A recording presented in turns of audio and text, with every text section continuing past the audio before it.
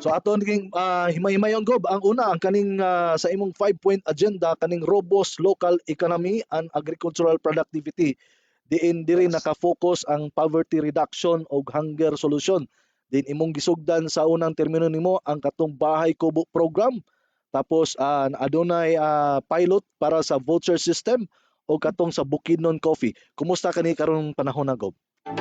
Well, una sa tanan is ato ginang gihimo ang bahay kubo program para nga dili kayo magsalig ang tao og palit og pagkaon, no, gikan sa ilang sweldo, gikan sa ilang kinataan, mopalit pa sila kung dili diya silang tugkaran makatanom sila para mabawasan, no, ma-minusan lugar ang ilang gasto sa pagkaon. So gi-encourage na to na tanan mga katawhan sa tibok lalawigan.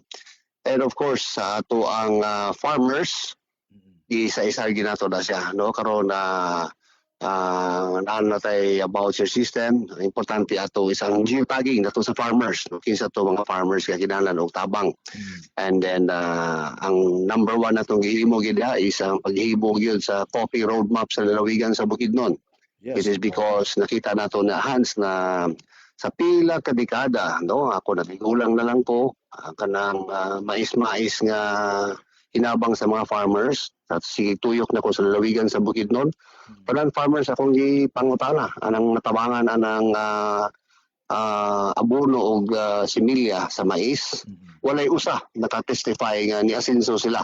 So mo na nga sakto natong ginahimo nga moadto ta sa uban produkto nga mas mukita ang ato ang mga farmers mo na nga nalipay ko nga nahuman na ang coffee roadmap after 2 years sa study, nahuman na to na siya.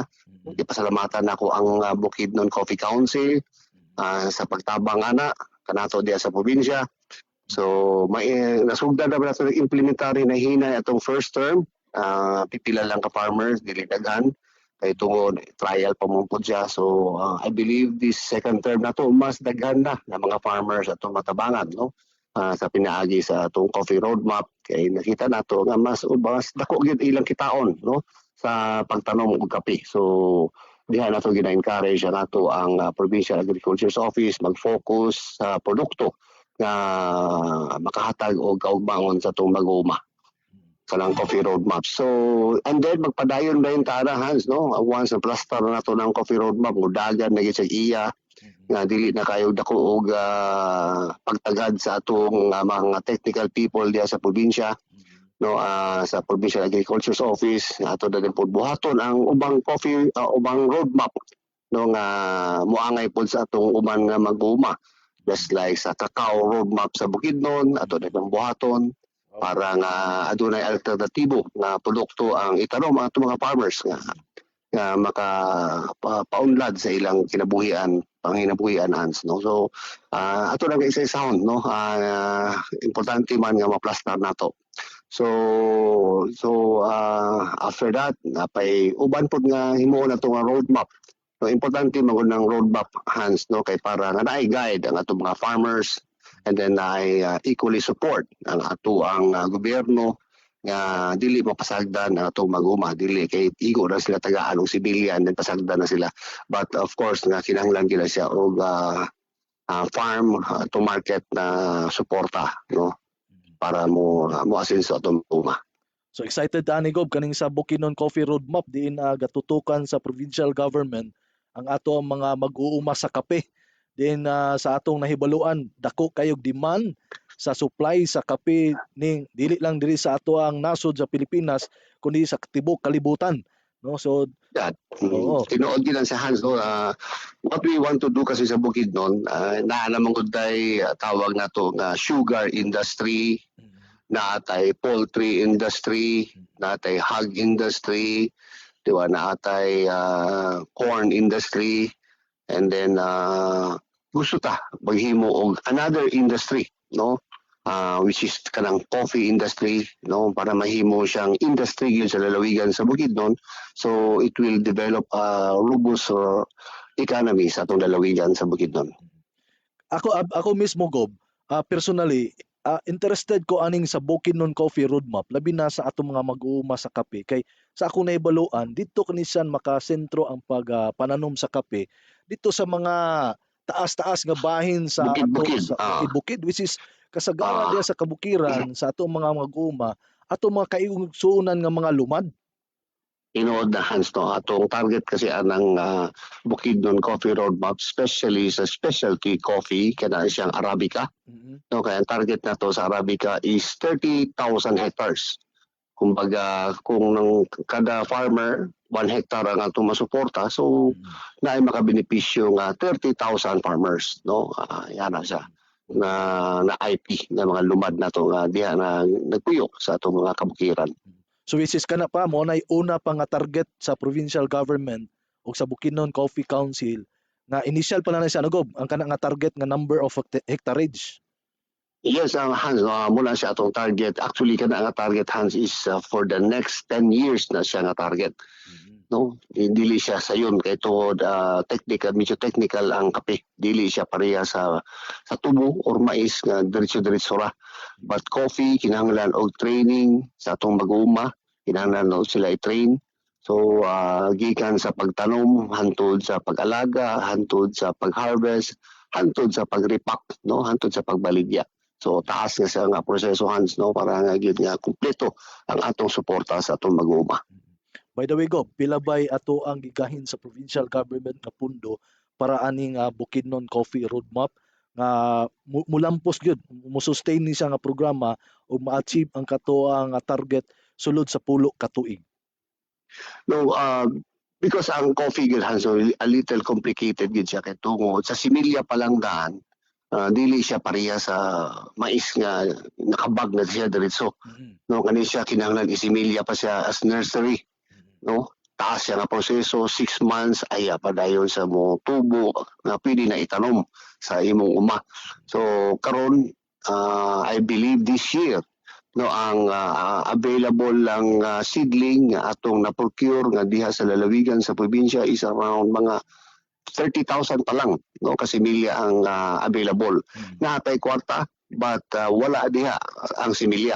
Di No, so available. muna nga muna siya atong na-encourage pod ang tanan nato mga cooperatives nga adunay coffee na, mga farmers nga adunay coffee nga adunay nursery nga mag-nursery no nga kay tungod ang probinsya willing kayo nga mopalit no sa similya just like kada mga cooperative nato sa farmers sa highlands na mga IP yapon ga-nursery sila atong gapaliton gaihatag ra pod nato sa ilang mga membro nga motanom og kape no ingana siya so muna nga gin-encourage nato sila to plant more nursery no para nga mahimo natong suporta sa ilang palibot sa ilang barangay palibot sa ilang lungsod. Okay. Okay, Gob. Okay, balikan na to, Gob, katong na-mention nimo kaganina, o so far kung napa ba kay gusto idugang sa presentation o discussion sa Bukidnon Coffee Roadmap bago ta mo adto sa isa ka programa nimo about sa katong voucher system nga diin adunay text diri, Gob, from 6825 Sir Hansel, asa naman ang saad ni Gob Rocky sa voucher system si Milia ug Abono, which is atong pakisayran, Gob, kung posible kanos kani siya mo resume ang maong paghahatag sa mao sa kining mga similar abono diin ang atong mga farmers mo'y priority nga magapili sa kung unsay ilang gusto. Well Hans no muna siya nga naa naman tay coffee roadmap puhon pag-implement nato sa voucher system sa farmer support nato. Ipapili na nato atong farmers Hans no asa siya dito ba siya sa corn na sibilya abono or diri siya sa kape no para nasa choice. So kung morisgo siya gyapon ato iyang mais nga wala siya mosinso iyan atong problema. Kung ang farmer willing siya nga mo-adapt sa hanay nga programa nato sa Pagro sa atong probinsya nga mobalhin siya diri sa kape mas maayo no so naay choice na atong farmers karon Hans. Mas maayo na siya, Gob, kay sa daghan iyang mga choices, no, which is ang nakapatsada kay ang provincial government mo support with regard sa mga abono o kaya similya parehaton sa kape nga mismo ang provincial government kung mag-nursery ka mo sa kape, mismo ang probinsya mo ay mopalit sa kape tapos ihatag libre ra pod balik sa mga Yeah. farmers. Then napay mga sana continuing nga mga trainings nga libre para sa atong mga mag-uuma, no? Tinuunahan. So, taas na proseso. So, but of course, kabalo na ka sa tao, gadali. Bisag dili sila gyapon mo asin, so gadali lang gyapon sila. Pero importante diago ang ato ang batasan pod sa pagkuan nga kinahanglan kita nga Kinanglan mo gitudloan gid ang tao, Hans, no? Dili kita to ipasagad ang ilang kagustuhan. Kabalo man ta nga unsa ilang paingnan. Kay tungod ug kung si tabang nato sa mag-uuma, gikan na sa tanan sa buwis sa tao. Diba? Gikan sa buwis sa tanan sa katawhan. Tapos kung ato pong itabang sa ilang nga wa po'y pulos nga di gyapon sila mo asinso, so murag sayang ang buwis sa katawhan. So muna nga kita sa probinsya gapangita gitag pamaagi nga mahimong sustainable ang atong katabangan. Kay dili man pwede nga lifetime kag na lang katabangan sa gobyerno nga way nahitabo sa imo. So kinahanglan kita sa provincial government office, kami sa probinsya atong pagro mangita tag other ways, no, other means na kung unsa ang atong itabang sa atong mag-uuma, kinahanglan after 3 years sustainable na siya, dili na siya sige balik-balikan nga sige na po siya mga tabang, no, kay tungod sustainable naman siya. So kinahanglan magod ang kwarta sa katawan mabalik sa katawan nga mahimong sustainable, kay dili man ikaw lang ang nanghinanglan sa kwarta sa katawan sa gobyerno, daghan man, no, dili man lang farmers ang nanghinanglan, dili man tanan farmers, no, daghan man nga mga katawan sa lalawigan nga namuyo sa syudad nga kinahanglan po sila other livelihood means nga sila mahimo pong sustainable. So muna nga kita bilang ilang amahan sa probinsya, mangita kita pamaagi nga masulbad ang uban para pod maka-avail na pod ang uban.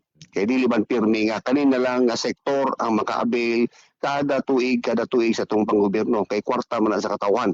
No, sila na lang pirmi makabenepisyo sa kwarta sa katawan. Kay daghan kayo sektor sa ato ang katilingban nga nanghinanglan pod o kwarta sa katawan nga suporta kanila para mabuhi pod sila. Tama Gob. Speaking sa imong gimension nga mga livelihood usab, no, kay gikaingon pa kung magsigi og hatag aning para lang sa farmers every year.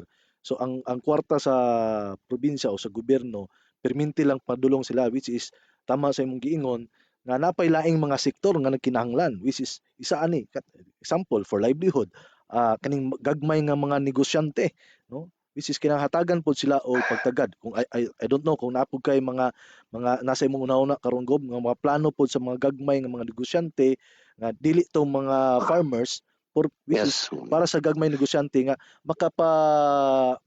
pakuan pod, no, nakaingon ta makahatag og dakong tabang pod sa ila. Mahimo pong sustainable ang ilang negosyo. Muna siya nga importante po na siya.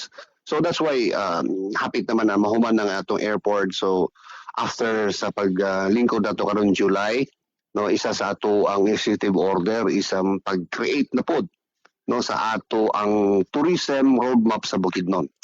No, kay tungod ato nang yan ay mahuman ni siya after 2 years. Dili man gud sayon ang paghimo og roadmap, Hans, no. Dili bitaw dali-dali, dili man ni siya copy paste. Kay tungod ang Bukidnon is Bukidnon. Dili man ta pwede mag-copy paste sa Davao de Oro or Davao City. Kay lahi man ang ilang topographical area, no. So ang roadmap is based on sa land area nimo, based on sa people, based on sa establishment, based sa availability. So muna siya nga maghimo tag atong kaugalingon, and it takes a while nga mahimo nato ang roadmap. So to make the tourism roadmap, I believe basin 2 years na pud na siya. In due time nga mahuman pod ang atong airport. I believe kay tungod ang pag mahuman nato ang tourism roadmap kani pud siya makahatag og additional na mga small businesses diri sa atong lalawigan sa Bukidnon. No, mga gagmay nga negosyante ato na pong matabangan